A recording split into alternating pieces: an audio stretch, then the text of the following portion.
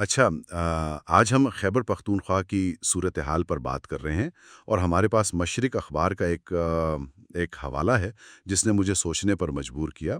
خیبر پختونخوا ایک operation theatre یا امن کے متلاشی عوام؟ تو آج ہم کوشش کریں گے کہ اس مواد کی روشنی میں سمجھیں کہ یہ جو پچھلے 22 سال سے امن کی تلاش جاری ہے اس کی اصل کہانی کیا ہے۔ کبھی تو یہ صوبہ اپنی آپ جانتے ہیں ثقافت اور مہمان نوازی کے لیے مشہور تھا، لیکن اب جو تصویر بنتی ہے وہ خون، بارود، آپریشنز۔ تو آئیے دیکھتے ہیں یہ مواد کیا کہتا ہے۔ جی بالکل۔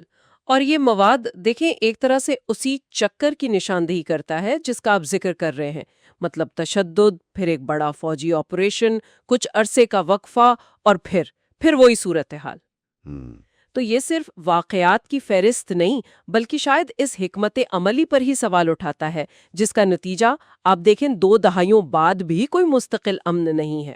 اور آپریشنز کے نام بھی تو بڑے عجیب و غریب رہے ہیں۔ مجھے یاد ہے شیر دل، راہ راست، راہ نجات، پھر المیزان، ضرب عزب، رد فساد۔ فہرست کافی لمبی ہے۔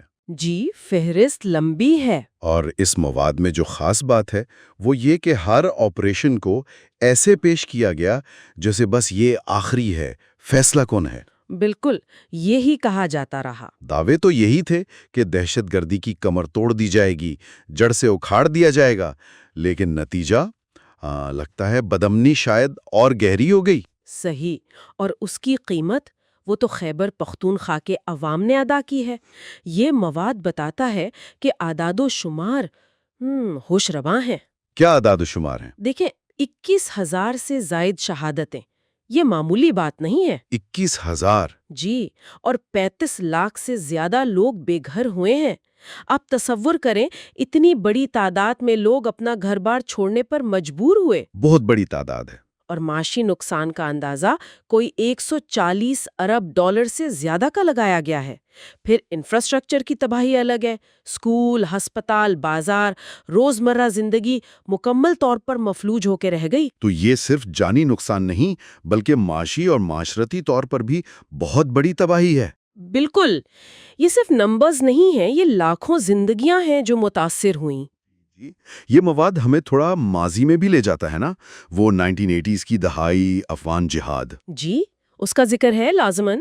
امریکہ، سعودی عرب کا کردار، اور پھر پاکستانی ریاست، فوج، انٹیلیجنس اداروں کا کردار، وہ مجاہدین کی تربیت اور انہیں ایک طرح سے ریاستی اثاثہ سمجھنے کی پالیسی۔ اثاثہ۔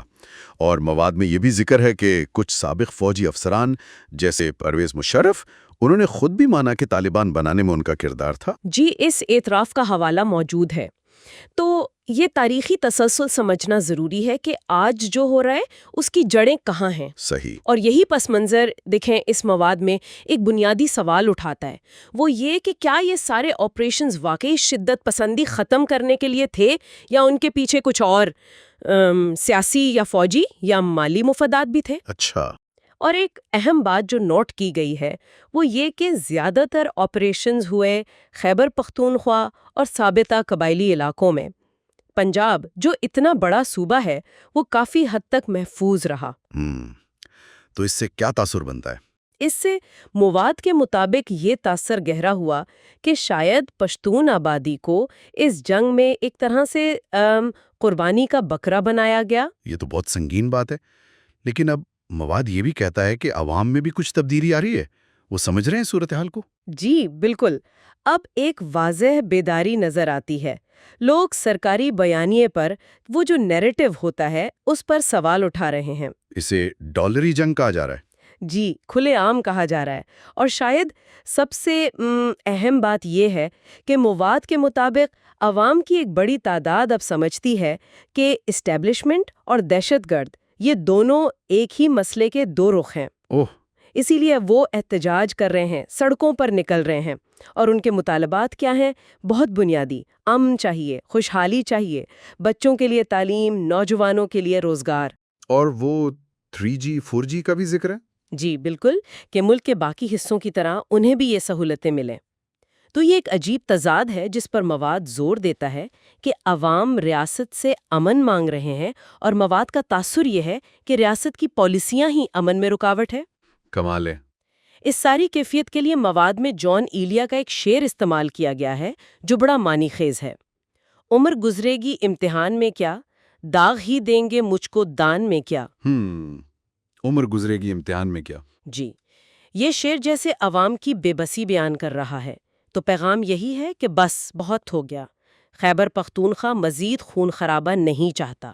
لوگ اب انصاف مانگتے ہیں، ماضی کی غلطیوں کا اعتراف چاہتے ہیں اور پالیسی میں تبدیلی چاہتے ہیں۔ تو مطلب امن بندوق سے نہیں آئے گا؟ مواد تو یہی کہتا ہے، امن آئے گا عوام کا اعتماد بحال کرنے سے، برابری سے، ترقیاتی منصوبوں سے۔ تو خلاصہ یہ ہوا کہ خیبر پختونخوا کے لوگ اب اس جنگ سے، اس تنازع سے بالکل تھک چکے ہیں، اور وہ صرف وعدے نہیں بلکہ عملی تبدیلی مانگ رہے ہیں ریاستی پالیسی میں۔ جی بالکل، مصنف کا موقف واضح ہے کہ ریاست کو اپنے شہریوں کو وہی امن دینا ہوگا جو وہ اپنے لیے چاہتی ہے۔ صحیح۔ اور یہ ہمیں ایک آخری نقطے پر چھوڑ جاتا ہے جس پر غور کرنا چاہیے۔ کیا ریاست واقعی اپنی پچھلی حکمت عملیوں پر نظر ثانی کرنے کو تیار ہے؟ بڑا سوال ہے۔ کیا وہ عوام کی اصل آواز سننے کو تیار ہے؟ امن، انصاف، ترقی کے مطالبات پر عمل کرنے کو؟ اگر ہم وہ پرانے بیانیے چھوڑ دیں تو پھر حقیقی مفاہمت اور ترقی کی شکل کیا ہوگی؟ یہ وہ سوال ہے جو یہ مواد ہمارے سوچنے